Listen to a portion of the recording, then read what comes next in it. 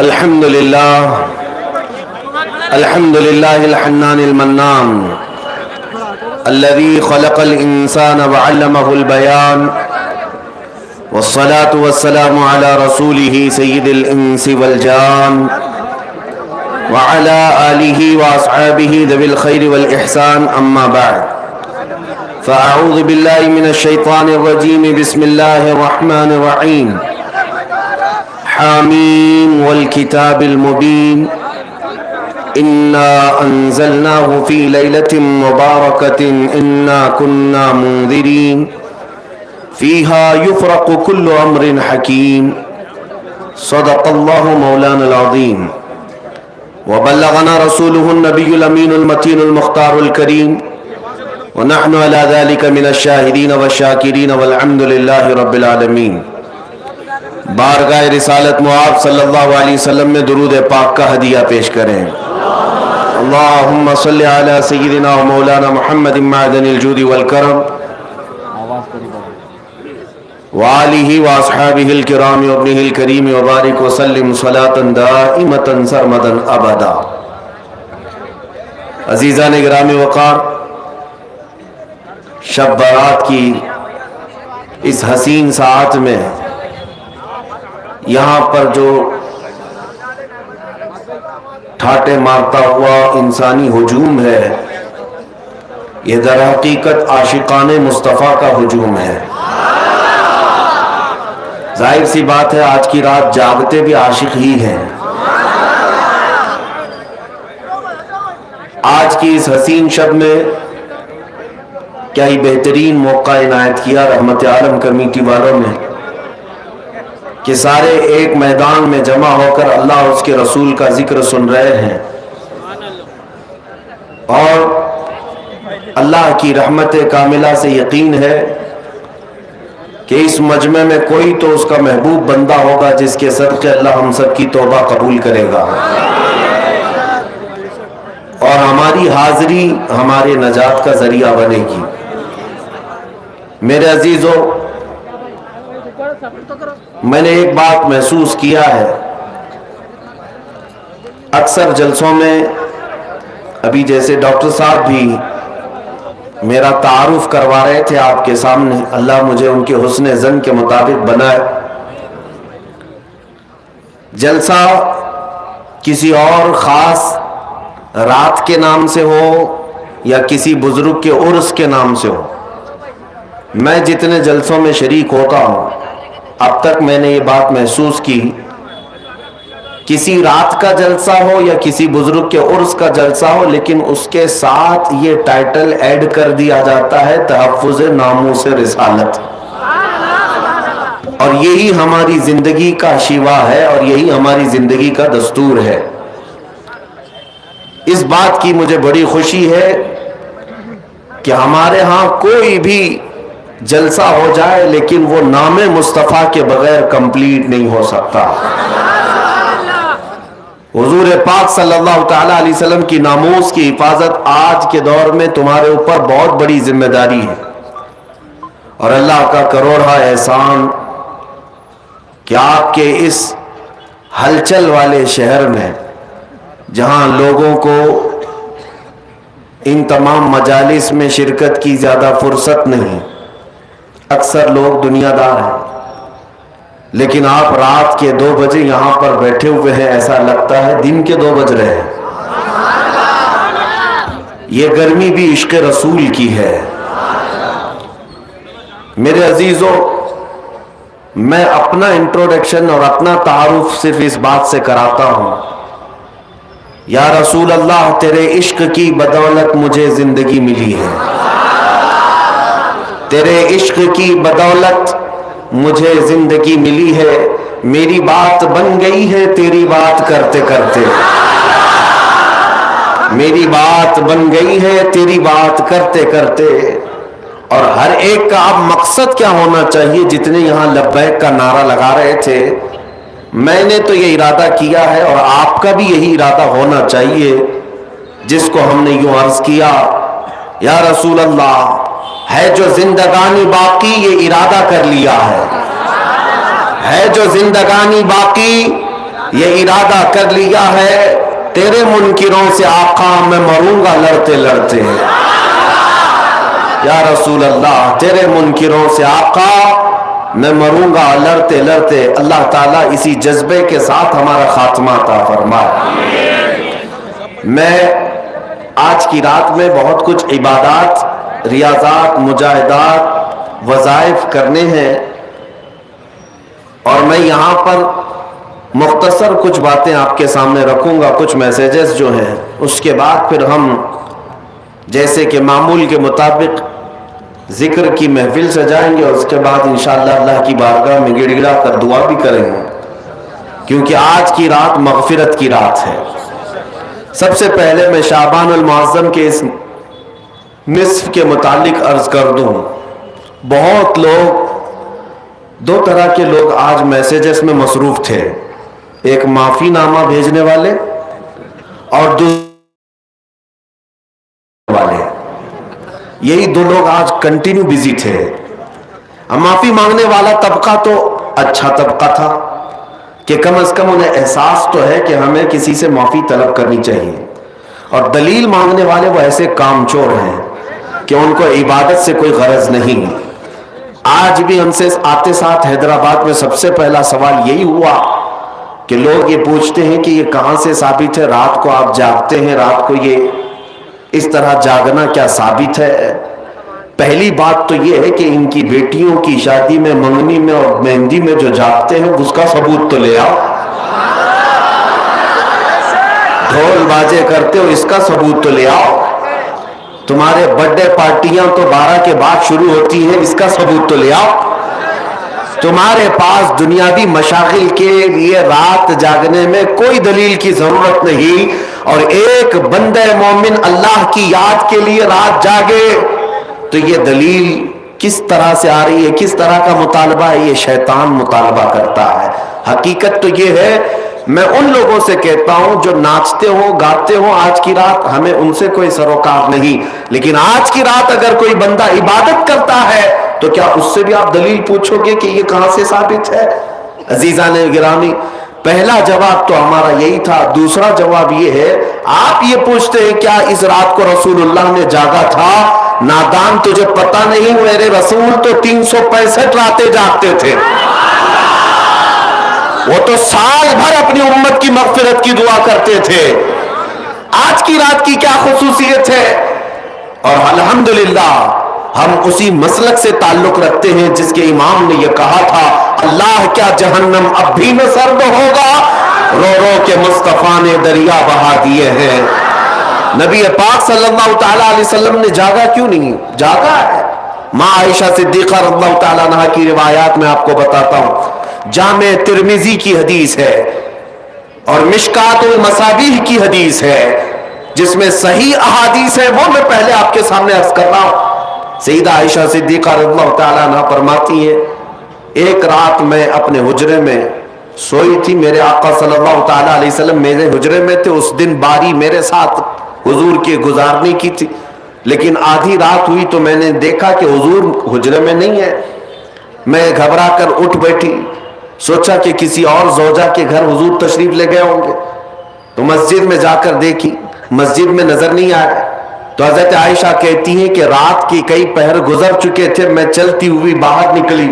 یہ صحابہ یا حضور کے اہل بیت کا ایک طریقہ تھا حضور کو ڈھونڈنے کا، کسی سے پوچھتے نہیں تھے بلکہ حضور کی خوشبو سونگتے ہوئے نکلتے تھے۔ کیا مہکتے ہیں مہکنے والے، بو پہ چلتے ہیں بھٹکنے والے، ان کی مہک نے دل کے غنچے کھلا دیے ہیں، جس راہ چل دیے ہیں کوچے بسا دیے ہیں۔ ماں عائشہ صدیقہ اسی خوشبو کی بدولت ڈھونڈتی ہوئی آئیں تو دیکھا نبی پاک صلی اللہ تعالیٰ علیہ وسلم آج کی رات جنت البقیع قبرستان میں تھے، مومنین کی مغفرت کی دعائیں کر رہے تھے، وہاں پر تسبیح و اذکار پڑھ رہے تھے۔ پھر تھوڑی دیر کے بعد حضرت عائشہ اپنے گھر واپس آئیں حجرے میں، تو ان کے جسم کے اندر گرمی تھی، حرکت تھی۔ حضور پاک صلی اللہ تعالیٰ علیہ وسلم واپس جب تشریف لائے، پوچھا اے عائشہ کیا بات ہے، تم گھبرائی ہوئی ہو، بے چین ہو؟ کیا تمہیں ایسا لگتا ہے کہ اللہ اس کے رسول تمہارے ساتھ کچھ غلط کریں گے, زیادتی کریں گے؟ حضرت عائشہ کہتی ہیں ہرگز نہیں یا رسول اللہ, میں نے یہ سوچا تھا کہ آپ شاید کسی اور زوجہ کے گھر گئے ہوں گے. نبی پاک صلی اللہ تعالی علیہ وسلم حضرت عائشہ سے فرماتے ہیں اتدرین هذه اللیلہ, عائشہ آج کی رات کے بارے میں تو جانتی ہے یہ کون سی رات ہے؟ ماں عائشہ صدیقہ نے پوچھا یہ کون سی رات ہے؟ نبی پاک صلی اللہ تعالی علیہ وسلم ارشاد فرماتے ہیں آج کی رات رب ذوالجلال آسمان اول پر نزول فرماتا ہے.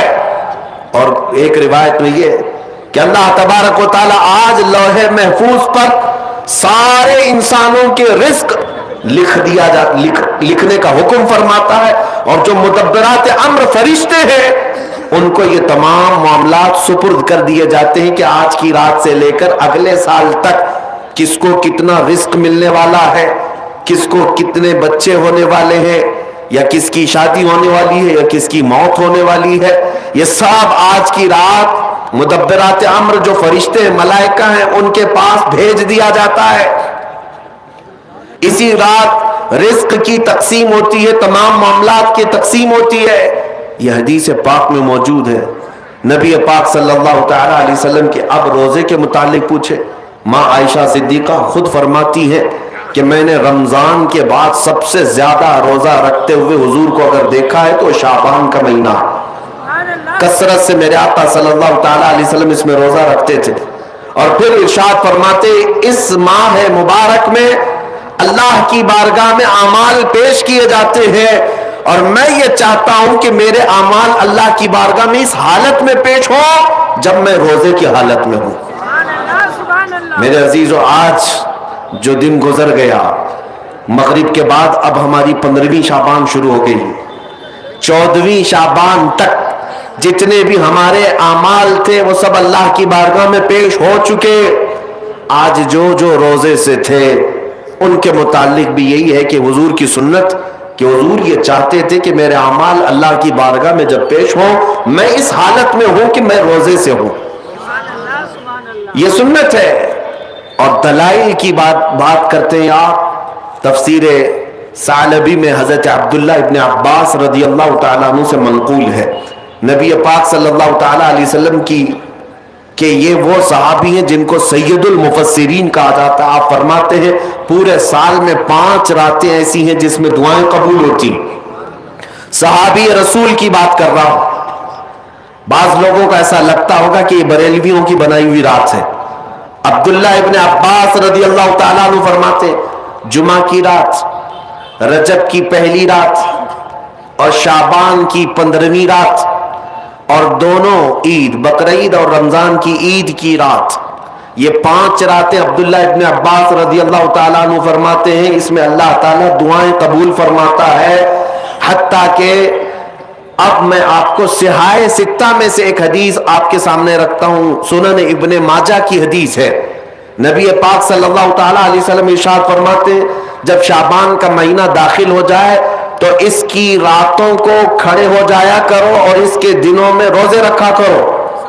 جس کو دلیل کی ضرورت ہے وہ ہم سے پوچھے. سنن ابن ماجہ کی حدیث, حضور پاک صلی اللہ علیہ وسلم نے ارشاد فرمایا اذا دخل شہر شعبان فقوموا لیلہا وصوموا نہارہا, جب شعبان کا مہینہ آ جائے تو اس کی راتوں میں قیام کرو اور اس کے دنوں میں روزے رکھو. اس میں خصوصیت تو نہیں ہے کوئی بھی, پورے شعبان کے لیے حضور نے فرمایا. بعض لوگ یہ کہتے ہیں کہ پھر اس کو 15 کو ہی خاص کیوں کرتے ہیں آپ, 15 کو ہی کیوں خاص کرتے ہیں؟ ان کو پہلا جواب تو یہ ہے میاں ٹھیک ہے ہم 15 کو خاص کرتے ہیں, آپ خاص مت کرو, پورا مہینہ رکھ لو, آپ پورا مہینہ رکھ لو, حضور کی سنت ہے. ان کو رکھنا بھی نہیں ہے اور کسی کو رکھنے دینا بھی نہیں ہے. یہ کام کس کا ہے؟ ابلیس لعین کا ہے, یہ شیطان مردود کا ہے. اسی لیے میرے عزیزوں دلائل بہت سارے ہیں. جامع ترمذی کی حدیث میں آپ کے سامنے عرض کر رہا تھا, اور تفسیر ساوی علی جلالین ایک روایت میں آپ کے سامنے پیش کرتا ہوں. شعبان کی عظمت کیا ہے سنیے. اس میں جو روایت ہے تفسیر ساوی میں فرماتے ہیں کہ رسول کریم صلی اللہ علیہ وسلم 13 شعبان کی رات کو کھڑے ہوئے اور یہ مہینہ اسی لیے زیادہ افضل بھی ہے کہ یہ مہینہ میرے مصطفیٰ کا مہینہ ہے، اور یہ سرکار غوث پاک رضی اللہ تعالیٰ عنہ کا فرمان غنیت الطالبین میں ہے کہ شعبان کا مہینہ رسول اللہ کا مہینہ ہے، کثرت سے اس میں اپنے رسول کو یاد کرو۔ اب میں آپ کو بتا رہا ہوں جو روایت تفسیر الساوی میں ہے، 13ویں شعبان کو نبی پاک صلی اللہ علیہ وسلم رات میں کھڑے ہوئے اور کیا کیا توجہ، آج لوگ دلیل پوچھ رہے ہیں اپنے نبی کو یاد کرنے کے لیے۔ 13ویں شعبان کو میرے آقا کھڑے ہوئے اور رات بھر مولا کریم کی بارگاہ میں یہ عرض کرنے لگے، مولا میری امت کی بخشش میرے حوالے فرما دے۔ حضور نے 13ویں شعبان کو یہ دعا کی، تو روایت میں کہ اللہ تعالیٰ نے اجازت عطا کی کہ آپ کی 1/3 امت کی بخشش آپ کے حوالے، آپ شفاعت کر سکتے ہیں۔ 1/3 1/3 امت کی سفارش آپ کر سکتے ہیں۔ 14ویں رات کو پھر میرے آقا صلی اللہ علیہ وسلم کھڑے ہوئے، رات بھر عرض کرنے لگے، مولا میری امت کی شفاعت میرے حوالے کر دے، ان کی بخشش میرے حوالے کر دے۔ اللہ رب العزت نے 14ویں شعبان میں نبی پاک صلی اللہ تعالی علیہ وسلم کو حکم فرمایا، 2/3 امت کی بخشش کی شفاعت سفارش آپ کے حوالے ہے، 2/3 امت کی سفارش آپ کر سکتے ہیں۔ نبی پاک صلی اللہ تعالی علیہ وسلم کیا اس پر بھی راضی تھے، بلکہ 15ویں شعبان کی رات آئی، یہ تیسری رات تھی، نبی پاک صلی اللہ علیہ وسلم پھر کھڑے ہوئے، اور آج کی رات کھڑے ہو کر نبی پاک صلی اللہ علیہ وسلم نے پھر وہی دعا کی، مولا میری بقیہ امت کی سفارش میرے حوالے فرما دے۔ آج کی رات رب ذوالجلال نے اپنی رحمت کے پورے دروازے کھول دیے اور ارشاد فرمایا، اے محبوب آپ کی پوری امت کی سفارش آپ کے حوالے ہے، سوائے اس مشرک کے، سوائے اس کافر کے جو آپ سے منہ پھیر کر بھاگتا ہے، اس کی سفارش آپ کے حوالے نہیں، اس کا حساب تو اللہ قیامت کے دن خدا تک لے گا۔ آج کی رات میرے عزیزوں، میرے نبی پاک صلی اللہ تعالی علیہ وسلم کو مکمل شفاعت کرنے کا اختیار دیا گیا ہے، پوری امت کی شفاعت، پوری امت کی شفاعت۔ شفاعت کا مطلب کیا ہے؟ اللہ کی بارگاہ میں سفارش کریں گے، سفارش کریں گے۔ بخشنا تو مولا کا ہی کام ہے، مغفرت تو رب تعالیٰ کی شان ہے۔ اب سنیے، حضرت عبداللہ ابن عباس رضی اللہ تعالیٰ عنہ سے منقول جو حدیث میں نے آپ کو بتائی، 5 راتیں جو دعاؤں کی قبولیت کی ہیں، اسی طرح آپ سے ایک اور روایت ہے، آپ نے فرمایا کہ آج کی رات اللہ تبارک و تعالی اتنے لوگوں کو معاف فرماتا ہے، یہ ترمذی کی حدیث ہے، اتنے لوگوں کو معاف فرماتا ہے کہ بنو کلب ایک قبیلہ تھا جس کی بکریوں کے بال ہیں، اتنے لوگوں کو اللہ جہنم سے آزاد فرماتا ہے۔ یہ ساری حدیثیں پڑھنا چاہیں تو کتابوں میں موجود ہیں، میں آپ کو صرف چکھا رہا ہوں اس لیے کہ آپ بھی یاد نہیں رکھیں گے۔ الحمدللہ یہاں پر سنیوں کا مجمع ہے اور اکثر ہمارا معمول یہی ہے، ہمارا تو معمول یہی ہے، بہت سارے لوگ، ہم اپنوں میں یہ نہیں کہتے کہ جو لوگ یہ کہتے ہیں میلاد کہاں سے ثابت ہے، شب برات کہاں سے ثابت ہے، شب قدر کہاں سے ثابت ہے، تو ہم تو صرف پہلے لفظوں میں صرف اتنا ہی کہتے ہیں، یہ تو صرف سنیوں کی قسمت سے ثابت ہے، یہ ہماری قسمت میں لکھا ہوا ہے، یہ ہماری قسمت میں لکھا ہوا ہے کہ اللہ تبارک و تعالیٰ یہ موقع عطا فرماتا ہے گاہے بگاہے اور بندے اس کو یاد کر لیتے ہیں۔ عزیزان گرامی اوقات، اور ایک حدیث، کیا قبرستان جانا چاہیے نہیں جانا چاہیے، اس پر بھی بڑے اعتراضات ہیں۔ خزانۃ الروایات بحوالہ فتاوی رضویہ شریف اعلیٰ حضرت نے بھی نقل فرمایا کہ آج کی رات روحیں تمہارے گھروں میں آتی ہیں، قبروں پر جتنے بھی آرام کر رہے ہیں ان کی روحیں تمہارے گھروں پر آتی ہیں، اور جو گھر میں ذکر اذکار ہو، عبادات ہو اور انہیں اصال کیا جاتا ہے، وہ لے کر قبرستان واپس جاتی ہیں اور اپنے پڑوس میں فخر کرتی ہیں کہ میرے گھر والوں نے مجھے یہ دیا، میرے گھر والوں نے مجھے یہ تحفے دیے. آج کی رات روحوں کے عید کی بھی رات ہے، لیکن وہ روحیں جن کے گھر والے انہیں کچھ نہیں دیتے، واپس قبرستان جاتے ہوئے یہ کہتے ہوئے جاتی ہیں اللہ تمہارا اس سے بھی برا حال کرے. وہ انہی لوگوں کو کوس کر جاتی ہوں گی جو دلیل بار بار پوچھتے رہتے ہیں. الحمدللہ ہر سنی 2 رکعت نفل تو آج پڑھتا ہی ہے، قبرستان سے گزرتے ہوئے سلام تو کرتا ہی ہے. ہم اپنے بزرگوں کو بھولنے والوں میں سے نہیں ہیں. جن کو بار بار دلیلوں کی ضرورت ہے ان کی روحیں آ کر کوس کر جاتی ہوں گی. بہرحال یہ شعبان المعظم کا مہینہ، جس کے متعلق تاریخ یہ ہے کہ ایک تاریخ میں آپ کو بتاؤں، اس مہینے کی ایک اور تاریخ ہے کہ سیدنا موسیٰ علیہ الصلوۃ والتسلیم کو نبوت اس مہینے میں ملی. حضرت ابراہیم خلیل اللہ کو اللہ نے نور معرفت اس مہینے میں دیا. اس سے بڑی چیز یہ ہے نبی پاک صلی اللہ تعالی علیہ وسلم اسی مہینے میں مکہ والوں کے مطالبے کی وجہ سے اپنا اشارہ چاند کی طرف کر کے 2 ٹکڑوں میں تبدیل فرمایا تھا. تو شق القمر کا جو معجزہ میرے آقا کا ہے وہ شعبان المعظم میں پیش آیا، وہ شعبان المعظم میں آیا ہے. میں یہ اس لیے عرض کر رہا ہوں کہ لوگوں کو انڈیپینڈنس ڈے یاد تو ہے، ریپبلک ڈے تو یاد ہے. آج پوچھتا ہوں میں کہ 15 اگست ہماری آزادی کا دن ہے، ہر سال مناتے ہیں. ارے میاں 1947 میں آزاد ہوا تھا نا، تو ابھی تک کیا ہے؟ یا ہر سال آزاد ہو رہا ہے؟ ہر سال آزاد ہو رہا ہے؟ نہیں، ایک بار ہوا تھا لیکن اس کی خوشی اب تک منائی جا رہی ہے. اس پر کسی کو اعتراض نہیں. میاں ہم بھی مناتے ہیں، ہمیں بھی خوشی، ہم اسی ملک میں رہتے ہیں. لیکن جن کو شب برات نہیں منانا، شب معراج نہیں منانا، شب عید میلاد نہیں منانا، ان کے مدرسوں پر تو جھنڈے 15 اگست کو پورے دن بھر لہراتے رہتے ہیں. کیوں؟ اس لیے کہ ڈر ہے حکومت پر جو بیٹھے ہوئے ہیں. بس فرق اتنا ہے، دلیل پوچھنے والے اپنے آقاؤں سے ڈرتے ہیں اور سنی اپنے آقا سے محبت کرتے ہیں. تمہارا آقا تمہیں مبارک، ہمارا آقا ہمیں مبارک. الحمدللہ ہم اللہ اور اس کے رسول کی رضا کے لیے جی رہے ہیں اور نبی پاک صلی اللہ تعالی علیہ وسلم کی محبت کے لیے جی رہے ہیں. اقبال نے سچ کہا تھا، ڈاکٹر اقبال نے، ہمیں کرنی ہے شہنشاہ بطحا کی رضا جوئی. ہمیں کرنی ہے شہنشاہ بطحا کی رضا جوئی. وہ اپنے ہو گئے تو رحمت پروردگار اپنی، وہ اپنے ہو گئے تو رحمت پروردگار اپنی. آج مجھے پتا ہے میرے عزیزوں کچھ باتیں اور میں وقت کے تقاضے کے عین مطابق ہیں آپ کو عرض ضرور کروں گا. آپ کبھی یہ مت سمجھنا کہ مجھے بڑا مجمع مل جائے تو میں کچھ بھی بول لیتا ہوں. میرے پاس 4 لوگ بیٹھے ہوں تب بھی میں وہی بات کروں گا، اور 4 لاکھ لوگ بیٹھے ہوں تب بھی میں وہی بات کروں گا.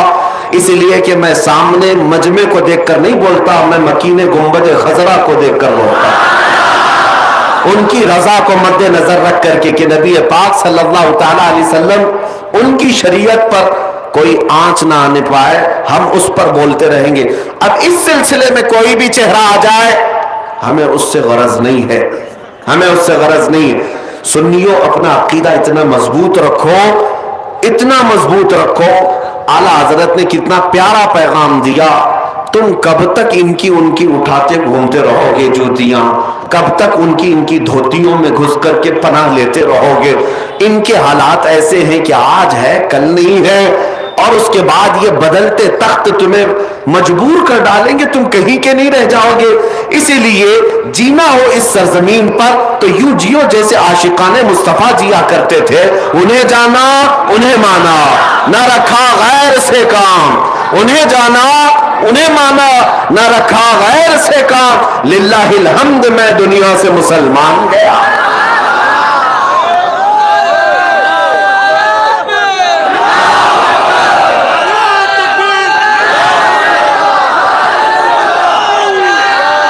توجہ، میں آج آپ کے سامنے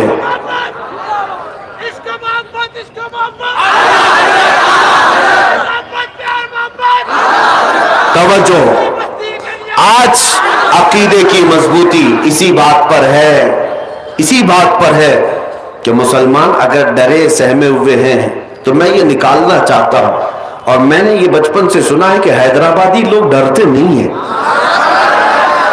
الحمدللہ ڈرتے نہیں ہیں۔ اللہ کرے کہ ایسے ہی آپ کے دل مضبوط رہے۔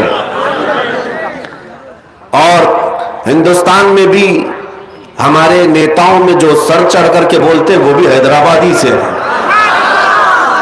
لوگوں کو شیروانی سے پریشانی بھی ہے۔ آپ کو میں یہی کہنا چاہتا ہوں، یہ جو تمہارا وصف ہے اسی کو زندہ رکھو۔ بریلی کے امام نے کہا ہے خوف نہ رکھ رضا ذرا، تو ہے عبد مصطفیٰ۔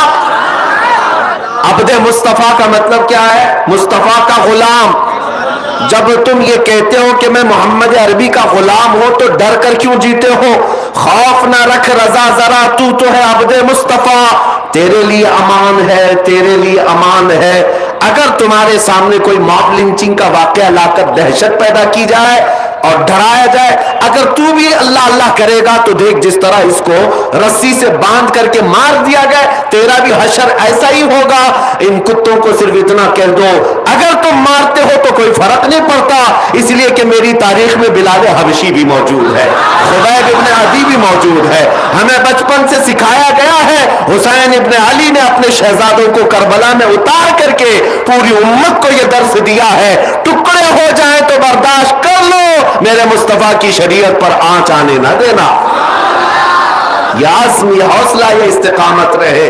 آج جو میں بات عرض کر رہا تھا، ہو یہ گیا ہے کچھ لوگوں کو چاپلوسی کی پالیسی کہ کسی کو راضی کرنے کے لیے لوگ اس قدر گر جاتے ہیں کہ انہیں یہ بھی یاد نہیں رہتا وہ خود تھے کیا۔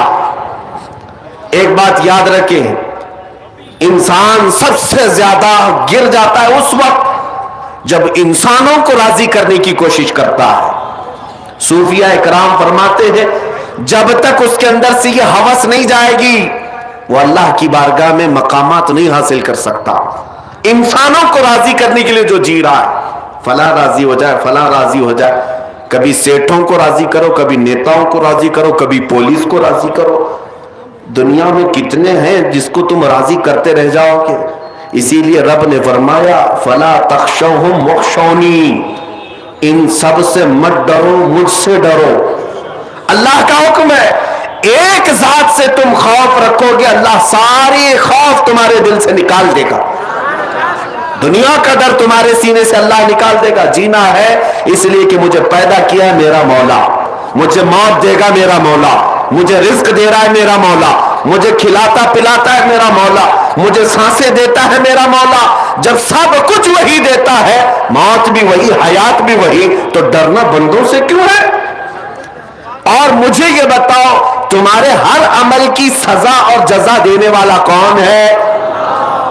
اب میں چند سوالات کرتا ہوں، تمہاری زبان سے ایک ہی لفظ آئے گا، آج کی رات ہے، کیونکہ میں ابن ماجہ شریف کی حدیث پوری آپ کے سامنے نہیں پڑھا۔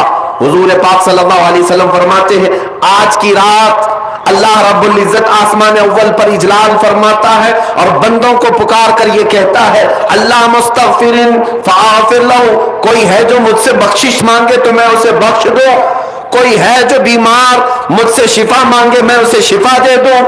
آج کی رات رب تعالیٰ خود بندوں سے فرما رہا ہے تمہارا تعلق آج اللہ سے اتنا جڑ جائے۔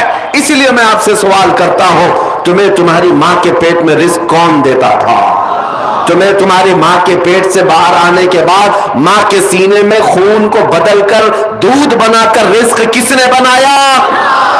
تمہارے بچپن سے لے کر جوانی آ گئی یا بڑھاپے تک تمہیں مفت بغیر کسی معاوضے کے سانسیں کون دیتا ہے؟ یہ پوری زمین کس کی ہے؟ یہ آسمان کس کا ہے؟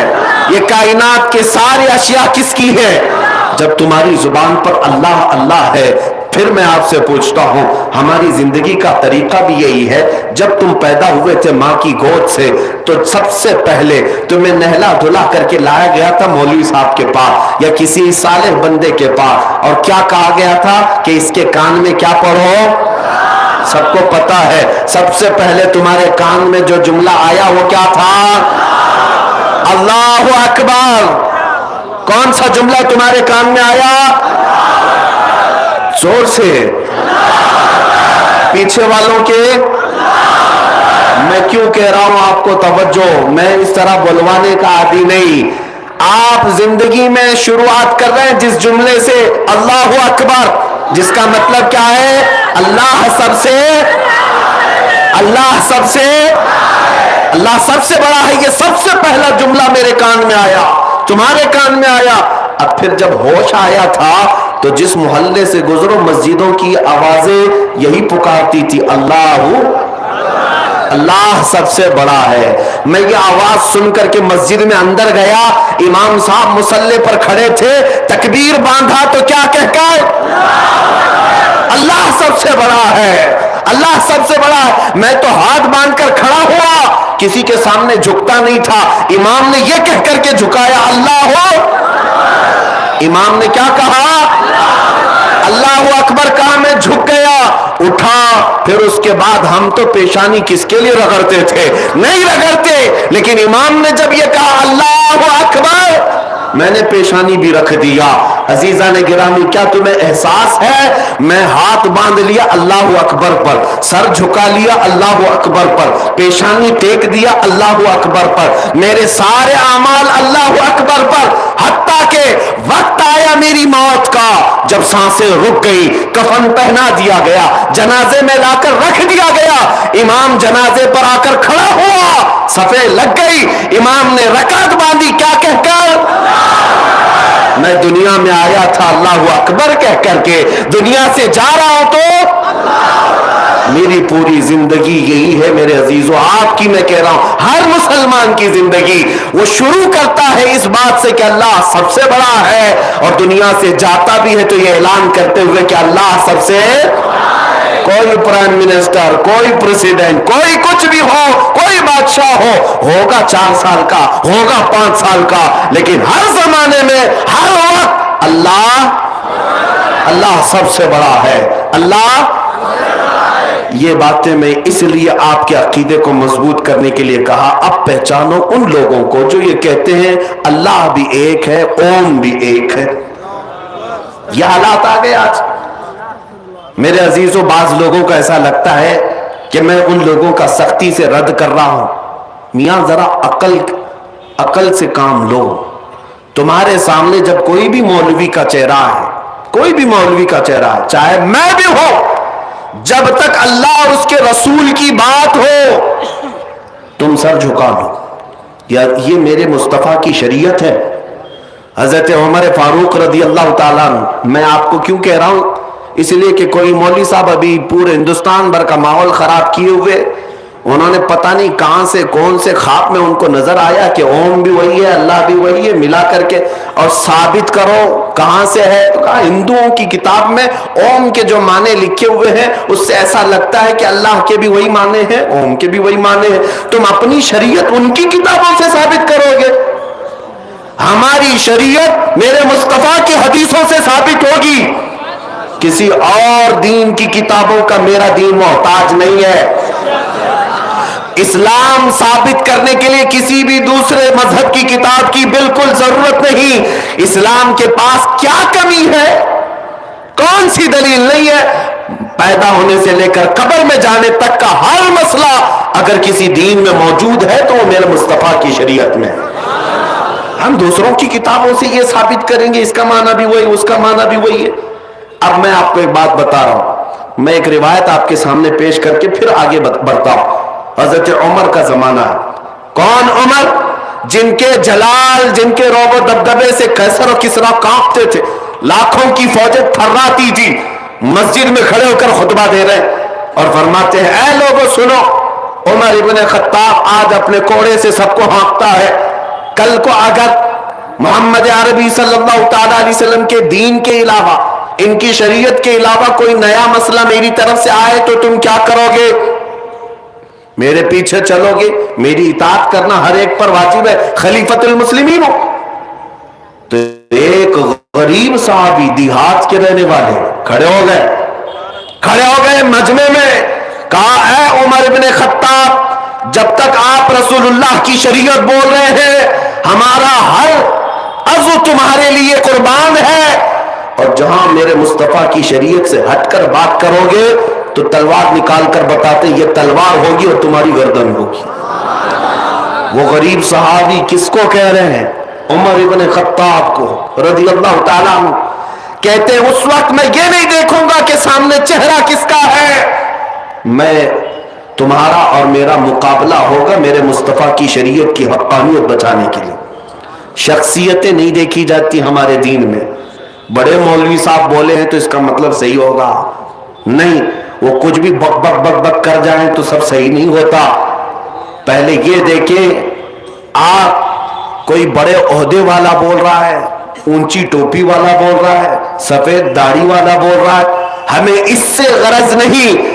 میں کہتا ہوں اگر پھٹے جبے والا بھی بول رہا ہو لیکن دل عشق مصطفیٰ سے چمک رہا ہو، وہ ہمارے سروں کا تاج ہے، وہ ہمارے آنکھوں کا نور ہے۔ لیکن دل میں حضور کی محبت نہیں اور کسی حکومت کو راضی کرنے کے لیے اول فول بک رہا ہے تو پھر اس سے ہمارا کوئی رشتہ نہیں اور نہ ہی ہماری قائد ہے۔ اب اللہ اکبر میں نے آپ کے سامنے اتنی بار کہلوایا صرف اسی لیے کہ اگر یہ فتنہ کل کو تمہارے ہاں آ جائے کہ تمہیں یہ کہہ دیا جائے کہ مولوی صاحب بھی یہ کہتے ہیں اوم بھی ایک ہی اللہ بھی ایک ہی ہے، تو کبھی اس کا بھی جاپ کر لو کبھی اس کا بھی جاپ کر لو، کہیں ہمارا نوجوان بہک نہ جائے، گمراہ نہ ہو جائے کہ ہمارے علماء نے جب یہ کہہ دیا ہے تو شاید اس کی تاریخ ایسی ہوگی۔ ایک بات یاد رکھیں، مولوی صاحب یہ کہتے ہوئے یہ بھی بہک گئے کہ انہوں نے دوسرے مذہب والوں سے پوچھا اوم کیا ہے، تو ان کو لوگوں نے بتایا کہ وہ ایک ہوا ہے، وہ ایک طاقت ہے۔ مولوی صاحب کہہ رہے ہیں کہ اسی کو تو ہم اللہ کہتے ہیں۔ ارے پاگلو، ہم ہوا کو اللہ کہتے ہیں؟ ہوا اللہ کی بنائی ہوئی مخلوق ہے، اللہ کی بنائی ہوئی مخلوق ہے۔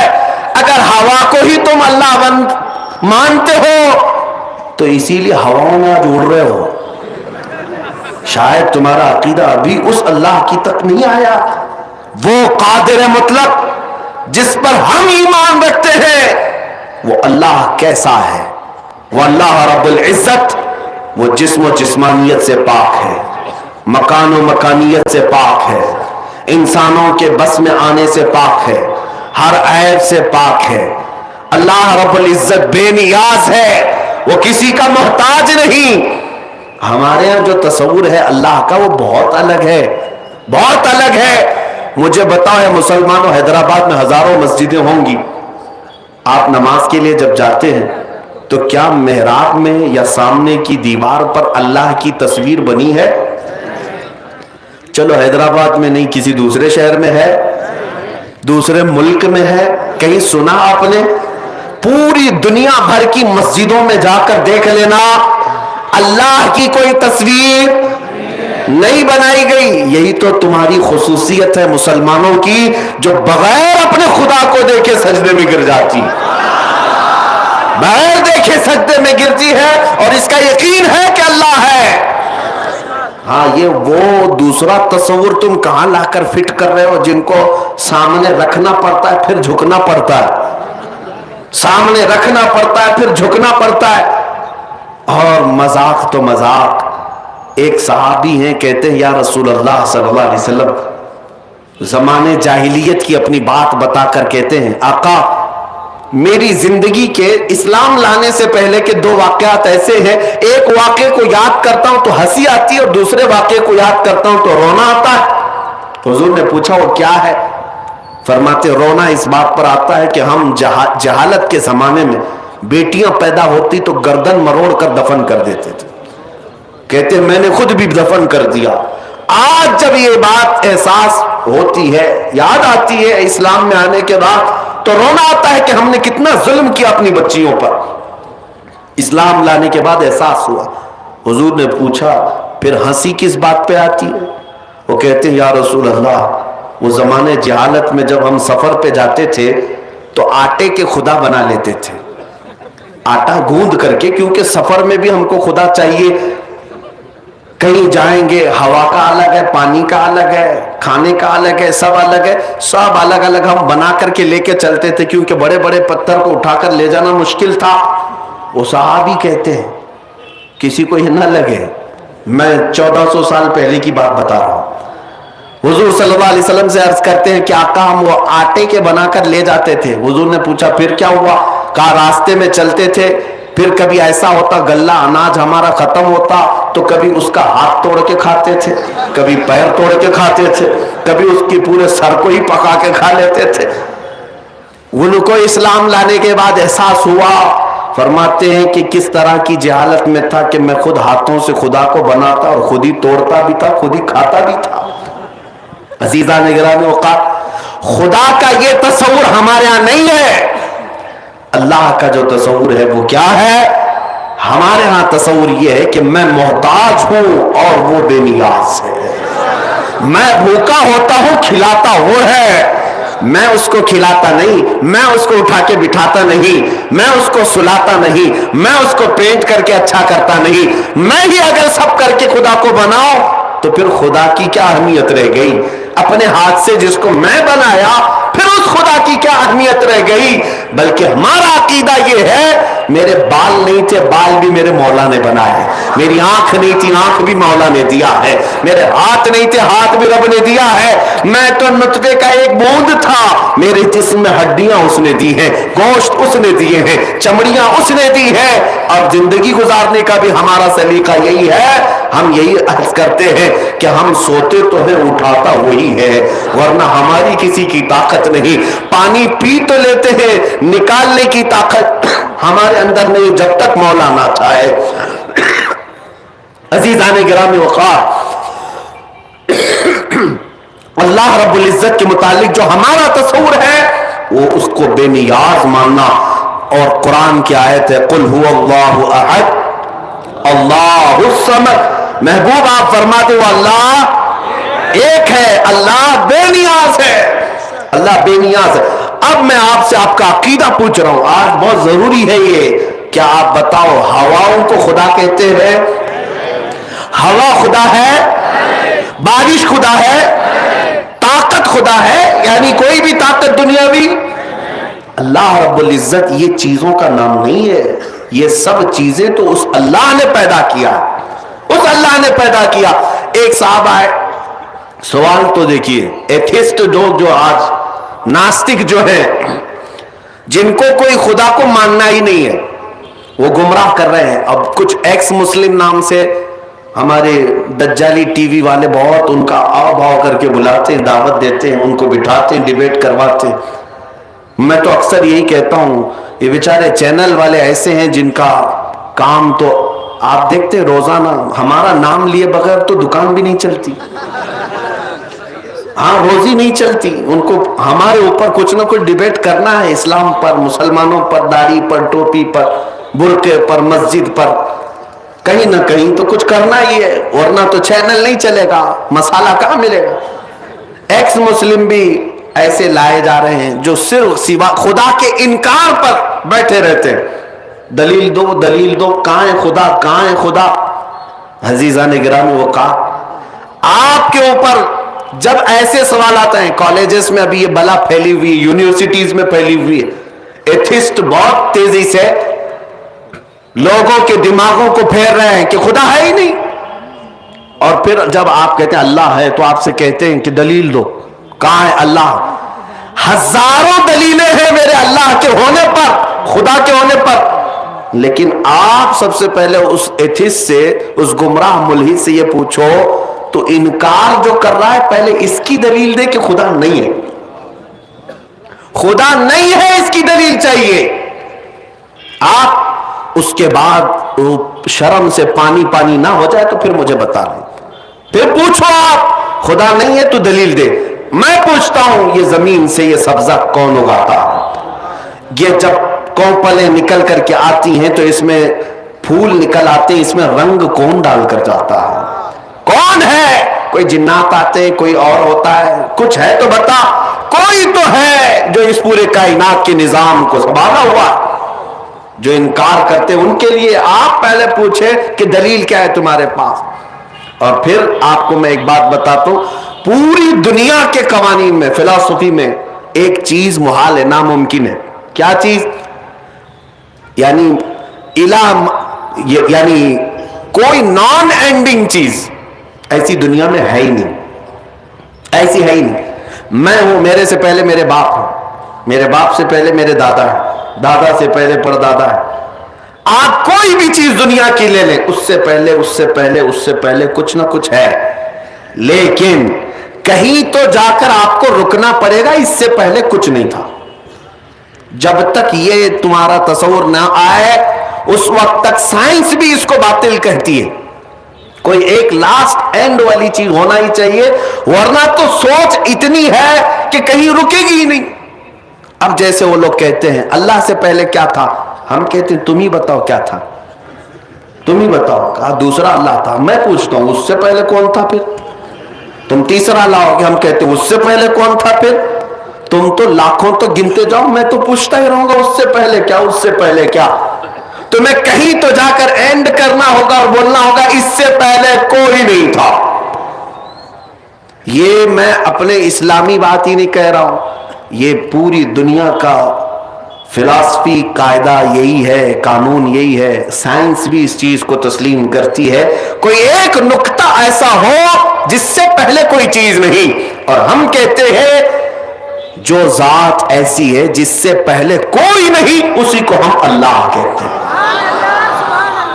ایک میں آپ کو مثال بتا دوں، ایک خلیفہ کے پاس سوال ہوا اور کچھ مولانا لوگ تھے بیچارے، نئے طلبہ تھے، ان کے پاس ایک معتزلی آیا اور اس نے ان کو گمراہ کرنے کے لیے ایسی بات کیا، آپ بتاؤ، میں اب بھی آپ سے سوال کرتا ہوں، اللہ ہر شے پر قدرت رکھتا ہے یا نہیں؟ اللہ ہر چیز پر قادر ہے، ہر ممکن شے پر ہم کہتے ہیں، لیکن ابھی میں آپ سے سوال کر رہا ہوں، اس نے بھی یہی مولانا لوگوں سے سوال کیا، ہر چیز پر قدرت رکھتا ہے، تمہارا یقین ہے؟ سبوں نے کہا یقین ہے، اللہ قادر ہے۔ اس نے کہا تو پھر وہ اللہ اس پر بھی قادر ہوگا کہ اپنی طرح ایک دوسرا اللہ پیدا کرے؟ ظاہر سی بات ہے نہیں پیدا کر سکتا۔ اگر آپ کہو گے تو وہ کہیں گے کہ پھر تو تم قادر نہیں مانتے اللہ کو۔ اللہ قادر ہے تو گویا کہ دوسرا بھی پیدا کر سکتا ہے۔ پھنسا دیا۔ کچھ لوگ سوچنے لگے کہ کیا جواب دیں۔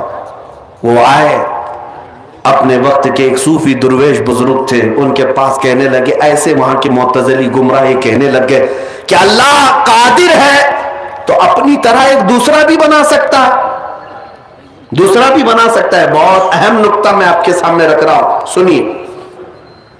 تو انہوں نے کہا کہ یہ کون سا سوال ہے؟ کہا ہم اس کا جواب نہیں دے سکے۔ انہوں نے بہت ڈانٹا اور کہا اس کا جواب میرے گھر میں کام کرنے والے لوگ دے دیں گے۔ کہا کہ اتنا علم رکھتے؟ کہا ہاں۔ ایک کام کرنے والے کو انہوں نے بھیجا خلیفہ کے پاس، بلاؤ اس کو جو سوال کیا ہے، معتزلی گمراہ ملحد۔ اس نے کہا کہ اللہ قادر ہے تو اپنی طرح ایک دوسرا بھی پیدا کر سکتا ہے، دوسری طرح پیدا کر سکتا ہے، قادر ہے۔ تو اس غریب مزدور نے جو کام کرنے والا تھا اس نے پوچھا کہ ہاں اللہ قادر ہے، اور اگر وہ دوسرا پیدا کر دیا اپنی طرح، توجہ، اللہ خالق ہے، اللہ خالق ہے، دوسرا جس کو پیدا کرے گا وہ مخلوق ہو جائے گا۔ وہ کیا ہوگا؟ وہ کیا ہوگا؟ جس کو پیدا کیا گیا ہے۔ اب مجھے بتاؤ وہ برابر کیسے ہو سکے گا؟ مخلوق ہونا ایک ایسا عیب ہے جو خالق میں آ ہی نہیں سکتا۔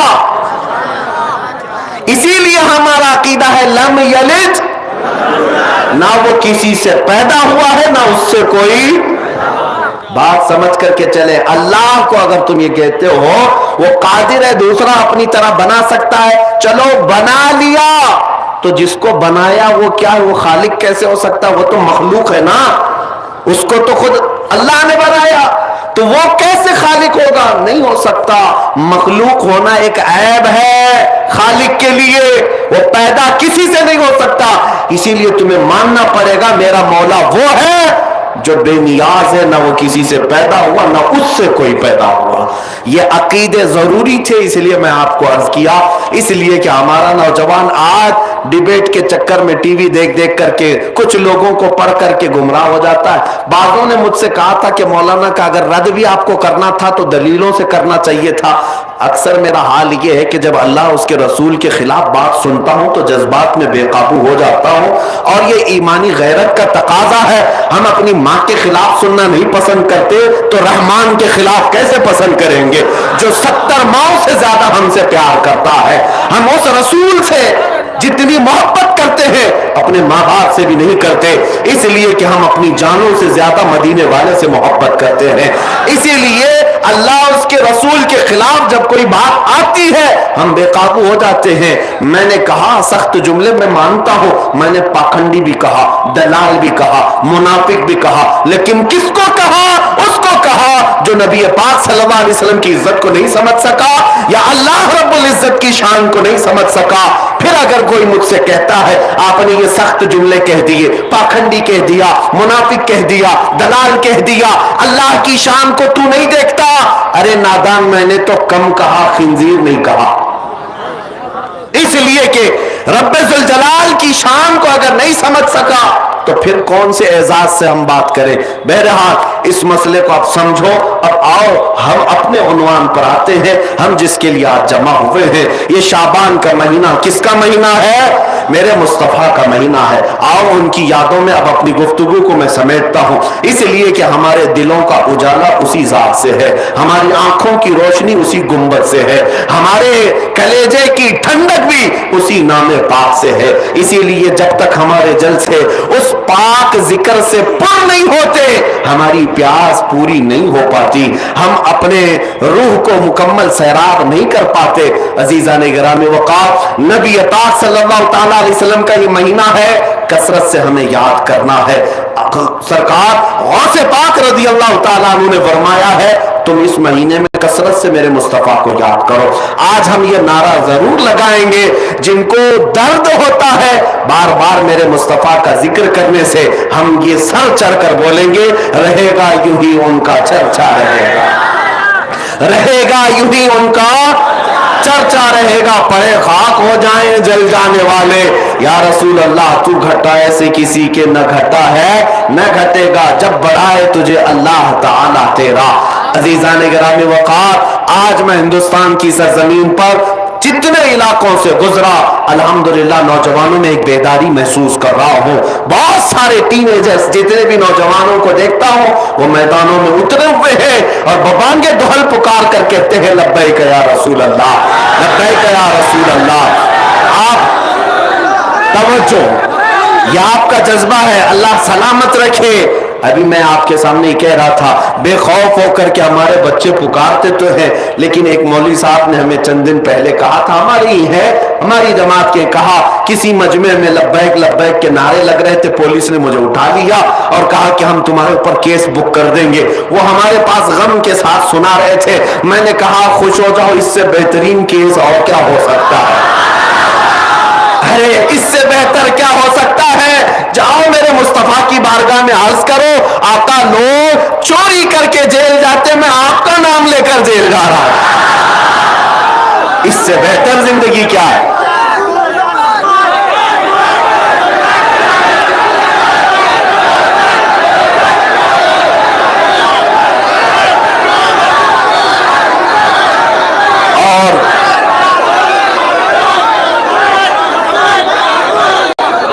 मेरे अजीजों, डर की जरूरत नहीं, खौफ की जरूरत नहीं। अगर कोई प्रोपेगेंडा फैलाता है तो आज के इस जिम्मेदार स्टेज से मैं ऐलान करके बताता हूं, लब्बैक या रसूल अल्लाह कहना का कोई पाकिस्तानी नारा नहीं, ये मदीने वाले का नारा है। ये गुंबद खजरा के लिए पुकार है और किसी खास इलाके, किसी खास मुल्क वाले की प्रॉपर्टी नहीं। पूरी दुनिया भर में चप्पे चप्पे में जहां भी मुसलमान बसता है, अगर उसके सीने में राई के दाने के बराबर भी मेरे मुस्तफा से मोहब्बत होगी, वो बेबाक होकर कहेगा लब्बैक या रसूल अल्लाह।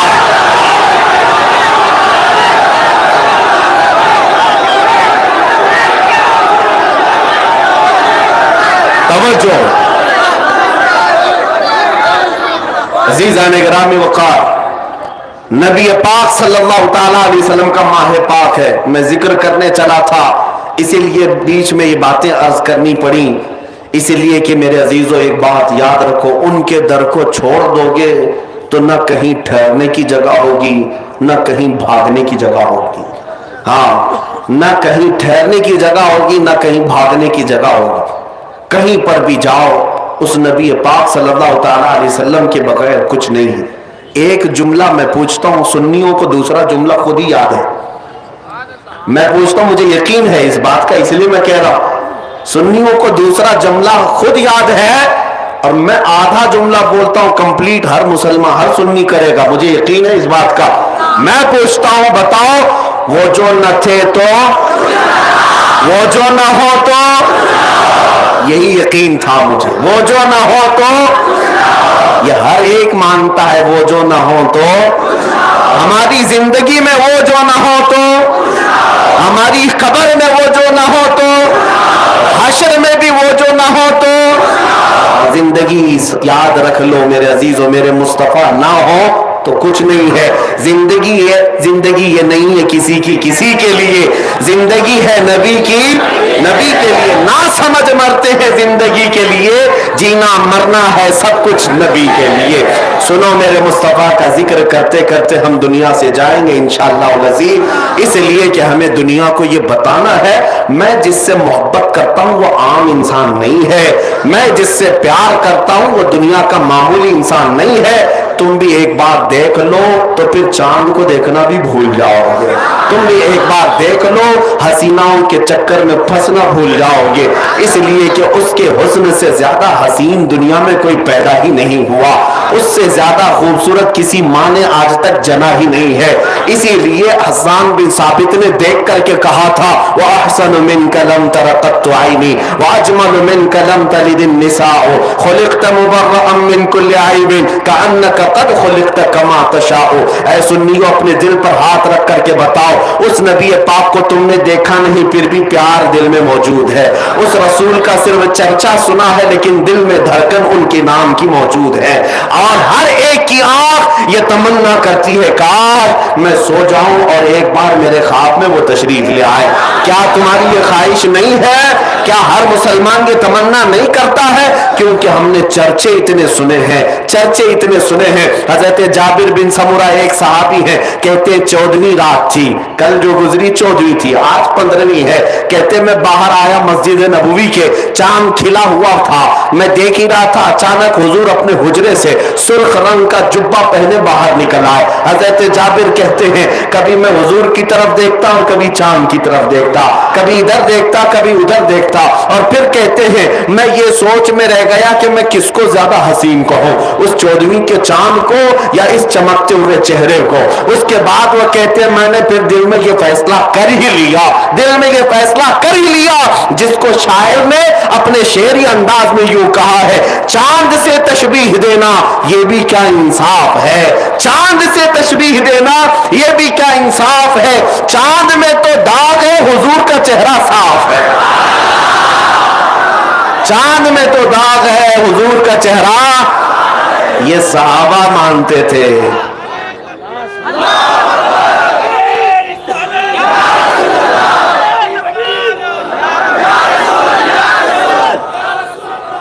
میرے عزیز و شعبان کا مہینہ ذکر رسول. اب میں سمیٹتا ہوں محفل کو. اس ام سلیم کو پوچھو جن کا عقیدہ کیا تھا، وہ صحابیاں ہیں، حضور ان کے گھر کبھی دوپہر کے وقت آرام کرنے جاتے اور پسینے سے شرابور ہوتے. حضرت ام سلیم کہتی ہیں وہ پسینے کی بوندیں میں اپنی شیشی میں جمع کر کے رکھ لیا کرتی. ایک دن میرے مصطفیٰ نے پوچھا ام سلیم سے یہ کیا کرتی ہو؟ وہ کہتی ہیں کہ عطر کے طور پر ہم استعمال کرتے ہیں. صرف اتنا ہی نہیں بلکہ مدینے میں کبھی کسی کی شادی ہوتی ہے ہم وہ دلہنوں کو عطر کے طور پر لگا بھی دیا کرتے ہیں. سنو روایتیں موجود ہیں، میرے آقا کے پیشانی مبارکہ سے نکلے ہوئے پسینے کے قطرے دلہنوں کو لگائے جا رہے ہیں. اور اتنا ہی نہیں کہ دلہن ایک بار لگا کر خوشبو میں معطر ہوئی. محدثین فرماتے ہیں جن دلہنوں کو ان کی شادیوں میں یہ پسینے مبارکہ لگایا گیا تھا زندگی بھر تو جسم مہکتا ہی تھا لیکن ان کی اولاد میں بھی خوشبو آتی تھی، اولاد کی اولاد میں خوشبو آتی تھی، یہاں تک کہ ان کی 7ویں پشت تک اس خوشبو کا اثر محسوس کیا جاتا تھا۔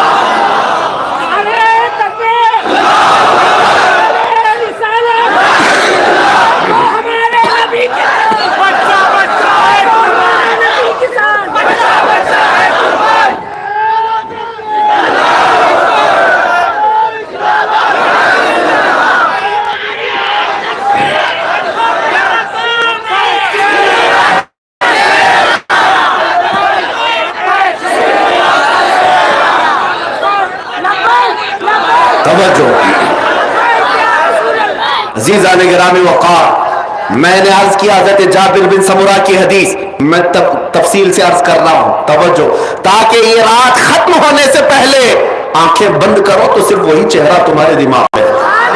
میں یہ چاہتا ہوں کہ ہم یہاں سے جائیں تو ایرے غیرے کا چہرہ نہ ہو، بلکہ اس میدان سے اٹھ کر ہر عاشق یہ پکارتا ہوا جائے، یا رسول اللہ، سنا ہے آپ ہر عاشق کے گھر تشریف لاتے ہیں، سنا ہے آپ ہر عاشق کے گھر تشریف لاتے ہیں، میرے گھر میں بھی ہو جائے چراغاں، میرے گھر میں بھی ہو جائے چراغاں۔ یہ تمنا لے کر کے جائیں گے لیکن اس کے لیے تصور پہلے ضروری ہے۔ تصور کیا ہے؟ میں نے حضرت جابر بن سمرہ کی حدیث بیان کی، وہ چہرے مبارکہ کو دیکھ کر کہتے تھے کہ میں چاند کو دیکھتا اور کبھی حضور کو دیکھتا، پھر فیصلہ کر لیا کہ چاند حسین نہیں، میرے مصطفیٰ کا چہرہ زیادہ حسین ہے، اور آپ کے پسینے مبارکہ کو دلہنوں کے لیے خوشبو کے طور پر لگایا جاتا تھا۔ واللہ جو مل جائے میرے گل کا پسینہ، مانگے نہ کبھی عطر نہ پھر چاہے دلہن پھول۔ لیکن ماں عائشہ صدیقہ سے پوچھیں، کہتی ہے سیدہ عائشہ صدیقہ، ایک بار میں اپنے حجرے میں تھی، اچانک حضور داخل ہوئے، کمرے میں اندھیرا تھا، میں نے حضور کو دیکھا، میرے ہاتھ سے سوئی گر گئی، سل رہی تھی، سوئی گر گئی، نبی پاک صلی اللہ تعالی علیہ وسلم مسکرائے، آپ کے سامنے کے 4 دانتوں سے ایسی روشنی نکلتی تھی۔ عائشہ صدیقہ کہتی ہیں میں نے حجرے میں اتنی روشنی محسوس کی کہ میری گمشدہ سوئی مجھے واپس مل گئی۔ وہ دندان مبارکہ ہے، وہ دندان مبارکہ ہے جس کو ماں عائشہ صدیقہ فرماتی ہیں وہ اگر مسکرا دے پورا حجرہ منور ہو جائے، وہ اگر ہنس دے پورا کمرہ روشن ہو جائے۔ اب سنو، حضرت جابر رضی اللہ تعالیٰ عنہ کی یہ حدیث ہے، فرماتے ایک دن میرے آقا میرے گھر تشریف لائے، کھانا تناول فرمایا، کھانے کے بعد جب میں نے ہاتھ دھلوایا تو حضور نے اپنا ہاتھ میرے دسترخوان سے پوچھ لیا۔ حضرت جابر کہتے ہیں میں وہ دسترخوان برکت کے لیے اٹھا کر رکھ لیا۔ اب سنو، وہ صحابی تھے، وہابی نہیں تھے، اس لیے کہ انہیں تبرکات کا احساس تھا، وہ انکار نہیں کرتے تھے۔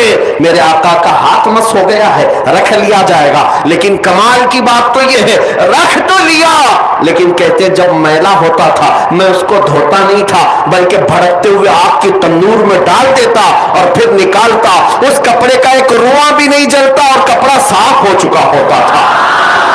ہاتھ میرے آقا کا لگ جائے، کپڑے کو آگ نہ جلائے۔ صحابہ کہتے ایک بار ہم حضور کے مجلس میں بیٹھے تھے، رات ہو گئی، اب ہمیں گھر جانا تھا، ہم نے شکایت کی آقا روشنی نہیں ہے کیسے جائیں؟ حضور نے فرمایا کوئی لکڑی ہے تو لے آؤ۔ صحابی کہتے ہیں ہم لکڑی لے آئے، میرے آقا نے ہاتھ مس کیا اور کہا لے جاؤ اس کو، یہ روشنی دے گی۔ صحابہ کہتے ہیں ٹیوب لائٹ کا زمانہ نہیں ہے، انٹرنیٹ کا زمانہ نہیں ہے، لیکن نور والے مصطفیٰ کا تو زمانہ ہے۔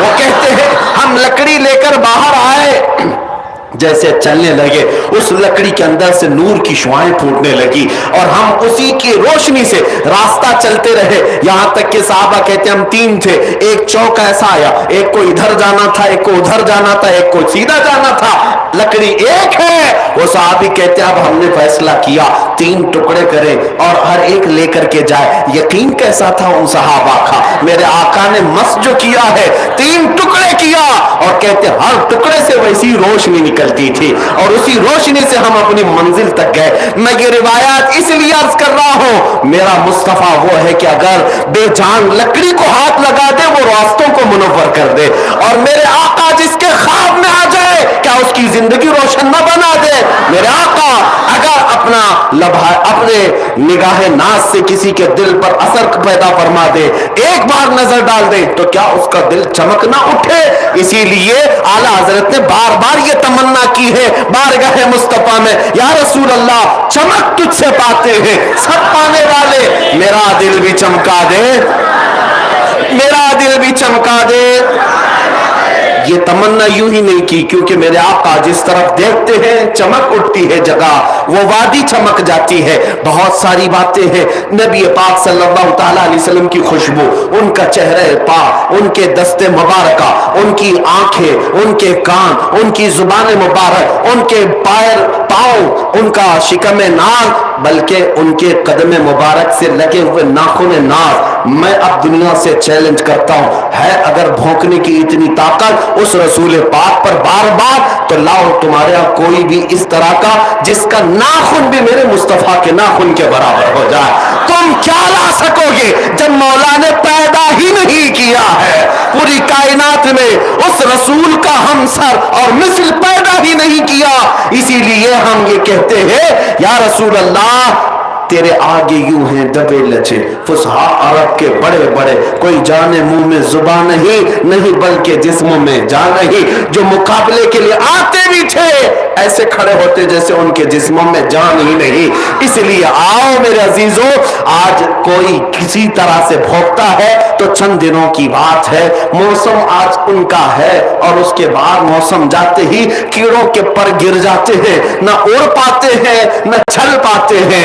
ہم نے ایک کیڑے کو لکھنؤ سے بھی بھوکتے ہوئے دیکھا ہے، دو سال پہلے دھرم بھی بدل لیا تھا، نام بھی بدل لیا تھا، رافضی کتا تھا اور چلا گیا اور ٹیکا بھی لگا کر کے دھوتیاں اٹھاتا رہا، 6 مہینے کے بعد اس کو کک مار کر کے بھیج دیا گیا، اور اس کتے کا حال یہ دھوبی کا کتا نہ گھر کا، ابھی حال یہ ہے۔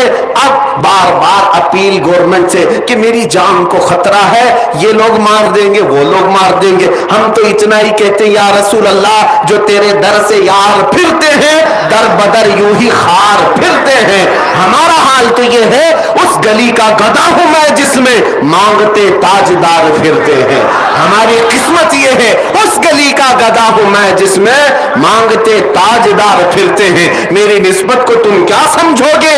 اللہ کا کروڑا فضل و احسان ہے۔ میں خود، مجھے دیکھو میرے عزیزوں، میں اپنی تعریف کے لیے نہیں کہہ رہا، میں اپنی بڑائی کے لیے نہیں کہہ رہا، ہزاروں کے مجمع میں ہر دن جانا ہوتا ہے اور اللہ ہر دن مجھے یہ عزت جو عطا کیا ہے وہ صرف اسی بات پر یہ نازی انداز ہمارے نہیں ہوتے، جھولی میں اگر ٹکڑے تمہارے نہیں ہوتے۔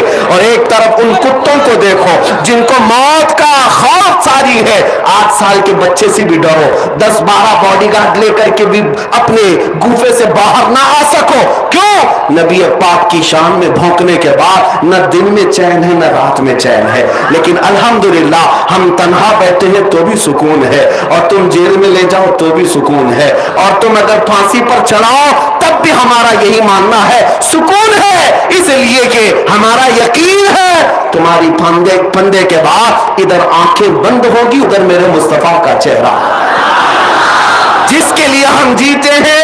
قبر میں جانے کے بعد بھی منکر نکیر سے عاشق رسول یہی کہتا ہے اب تو پائے ناز سے اے فرشتوں کیوں اٹھو، مر کے پہنچا ہوں یہاں اس دلربا کے واسطے، مر کے پہنچا ہوں یہاں اس دلربا کے واسطے۔ اسی لیے اعلیٰ حضرت نے کیا کہا، اب ان کی چھوڑو، ان کی سننا چھوڑو، ان کی سننا چھوڑو، ان کو راضی کرنا چھوڑو، ان کو راضی کرنا چھوڑو، ایک ہی بات پر ڈٹے رہو، ایک ہی بات پر جمے رہو، انہیں جانا انہیں مانا نہ رکھا غیر سے کام، للہ الحمد میں دنیا سے مسلمان گیا۔ اسی لیے دنیا والے جس طرح بھوکتے رہے ان کی باتیں ختم ہو گئی، لیکن میرے مولا نے عاشقان مصطفیٰ کے کلام کو بھی زندہ رکھا ہے، نام کو بھی زندہ رکھا ہے۔ اعلیٰ حضرت ہمارے مجموع میں زندہ ہے، شیخ سعدی ہمارے مجموع میں زندہ ہے، عاشق رسول اقبال قلندر لاہوری زندہ ہے، پیر مہر علی شاہ گولروی زندہ ہے، ہمارے لیے امام بوسیری شرف الدین زندہ ہے۔ کیوں زندہ ہے؟ اس لیے کہ وہ نبی پاک کی بارگاہ میں اپنی زبان اپنی ہمیشہ رطب اللسان رہتے، تعریف میں ہمیشہ مدح سرا رہتے. اس لیے میں نے بھی جینے کا ہنر سیکھ لیا ہے. ان کی بات کرو اور ہر دل پہ راج کرو، ان کی بات کرو ہر دل پہ راج کرو. اور ہم نے اب الیکشن میں ووٹ مانگنا بھی چھوڑ دیا، اس لیے کہ پتہ ہے پھر 5 سال کے بعد بھیک مانگنا پڑے گا. اسی لیے کیا ہی اچھا ہے اس گنبد کے نیچے آئے اور صدیوں حکومت جاری رکھے. اس لیے کہ ہم نے دیکھا ہے ایک غریب نواز اجمیر میں ہے، وہ عطائے رسول ہے. جب سے سویا آج تک حکومت ختم ہی نہیں ہوئی اور قیامت تک نہیں ختم ہوگی. اور وہ سروں پر نہیں دلوں پر رائج ہے، وہ دلوں پر قائم حکومت ہے. کیوں؟ اس لیے کہ میرے مصطفیٰ کے دربار سے جو وابستہ ہوا مولا کریم اس کے نام کو بھی مٹنے نہیں دیتا. اس لیے اب بے فکر ہو کر کے رہو، نہ میرے نبی کا نام مٹنے والا ہے، نہ ہی یہ نعرہ لبیک یا رسول اللہ کا قیامت تک مٹنے والا ہے. یا رسول اللہ ابھی وہ امی فدا کا یا رسول اللہ، سرور کہوں کہ مالک و مولا کہوں تجھے، باغ خلیل کا گل زیبا کہوں تجھے. اللہ رے تیرے جسم منور کی تابشیں، اے جانے جام میں جانے تجلا کہوں تجھے. تیرے تو وصف عیب تناہی سے ہیں بری، حیران ہوں میرے شاہ میں کیا کیا کہوں تجھے. لیکن رضا نے ختم سخن اس پہ کر دیا، خالق کا بندہ خلق کا آقا کہوں تجھے. اے سنیو میں بہت دیر سے کہہ رہا ہوں، گفتگو کو آخری سمت میں لے جا رہا ہوں بس اب، اس لیے کہ نعت پاک پڑھنا یہ نعت خان لوگ ان کا مشغلہ ہے، اچھے سے سریلی آواز میں پڑھ سکتے ہیں، لیکن جن کی آواز نہیں جیسے ہم لوگ ہیں، کیوں ہم اس نعت پاک کی خدمت سے محروم رہے. میرے مصطفیٰ کریم کی بارگاہ میں جہاں جیسا موقع ملے ہم اپنے انداز میں کہہ لیتے ہیں، اس لیے کہ ہمیں پتا ہے نبی پاک کی بارگاہ میں آوازیں نہیں دل دیکھے جاتے ہیں. اور ہم بھی پکار کر کہتے ہیں یا رسول اللہ آج ہم یہاں سے عہد کر کے اٹھتے ہیں کہ آج ہم نے یہ طے کر لیا ہے اس کے لیے اس کے لیے نہیں جئیں گے. دہن میں زبان تمہارے لیے، بدن میں ہے جان تمہارے لیے، ہم آئے یہاں تمہارے لیے، اٹھے بھی وہاں، زمین و زمان تمہارے لیے، مکین و مکان تمہارے لیے، چنین و چنا تمہارے لیے، بنے دو جہاں خلیل و نجی مسیح و صفی سبھی سے کہیں نہ بنی یہ بے خبری کی خلق پیری، کہاں سے کہاں تمہارے لیے. جنا میں چمن، چمن میں سمن، سمن میں پھبن، پھبن میں دلہن، سزائے مہن پہ ایسے منن، یہ امن و امان تمہارے لیے. اشارے سے چاند چیر دیا، چھپے ہوئے خور کو پھیر دیا، گئے ہوئے دن کو عصر کیا، یہ تاب و تواں تمہارے لیے. صبا وہ چلے کہ باغ پھلے، وہ پھول کھلے کہ دن ہو بھلے، لوا کے تلے سنا میں کھلے، رضا کی زبان تمہارے لیے. یا رسول اللہ لوا کے تلے سنا میں کھلے، ہم سب کی زبان، ہم سب کی زبان. یا رسول اللہ لوا کے تلے سنا میں کھلے، ہم سب کی زبان تمہارے لیے. دنیا والے میرے مصطفیٰ کو کیا سمجھے مجھے اس سے غرض نہیں، لیکن میرا عقیدہ یہ ہے سارے اچھوں میں اچھا سمجھیے جسے ہے اس اچھے سے اچھا ہمارا نبی، سارے اونچوں سے اونچا سمجھیے جسے ہے اس اونچے سے اونچا.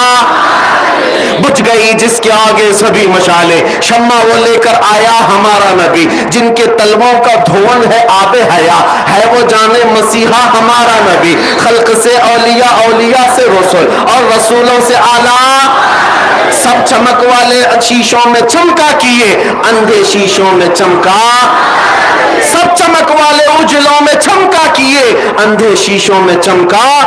ہمارا نبی غمزدوں کو مزدہ دیجئے کہ ہے رضا بے کسوں کا سہارا. کون دیتا ہے دینے کو منہ چاہیے، دینے والا ہے سچا. وآخر دعوانا الحمدللہ رب العالمین. اب ذکر کا وقت ہے، آپ حضرات اپنی جگہوں پر بیٹھے رہیں، تھوڑی دیر ہم اللہ کا ذکر کرتے ہیں اور دعا کرتے ہیں. بیٹھ جائیں بیٹھ جائیں. لبیک یا رسول اللہ، لبیک یا رسول اللہ، لبیک یا رسول اللہ. میرے عزیز